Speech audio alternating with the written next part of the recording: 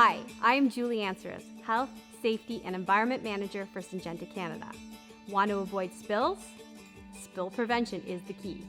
Having a thorough preventative maintenance program in place will ensure spills are infrequent and minimized. First, inspect. Before you start operations for the day, get in the habit of checking that all the valves are closed, that tubing, joints, and pumps are dry and not leaking, fittings are tight, and that there are no drips or puddles on the ground. And don't forget to check areas where hidden piping or tubing passes through for evidence of leaks. Second, contain. Both permanent and temporary spill containment systems can be used to contain accidental spills. Built-in spill containment is usually the preferred option, like concrete curbing, diking, or berms. Keep in mind that permanent curbing needs to be at a minimum of 10 centimeters in height and surround the perimeter of the storage and treating areas, similar to what you'd see in a chem shed. If you're opting to use temporary containment, it must be made of chemical-resistant material and must allow for, at minimum, 110% spill containment capacity of the largest volume container.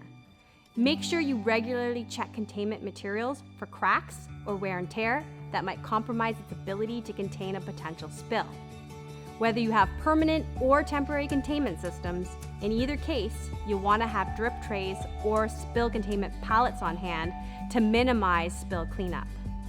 Third, maintain.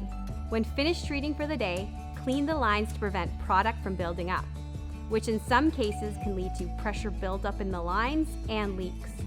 When installing a new seed treating system or repairing your equipment, consider using a heavier grade of tubing or doubling up on your tubing, especially if it runs through hidden areas.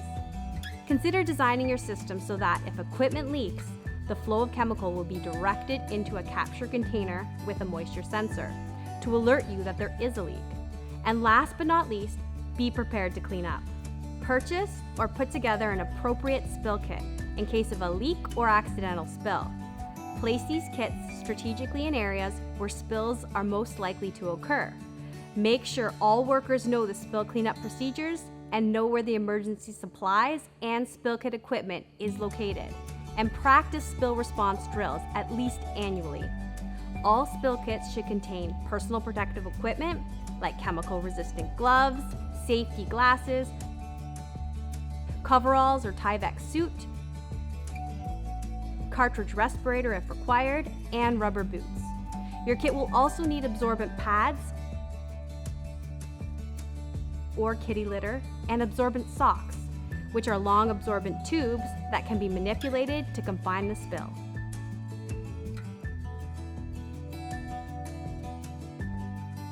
Additionally, make sure you include a shovel and large container to place soak pads and or kitty litter in as part of your kit. Make sure to check the product safety data sheet for the appropriate cleaning products to finish the job. Once the spill has been cleaned up, ensure all saturated materials are disposed of as hazardous waste. Change your clothes after cleanup, wash your hands, and open the doors to increase ventilation.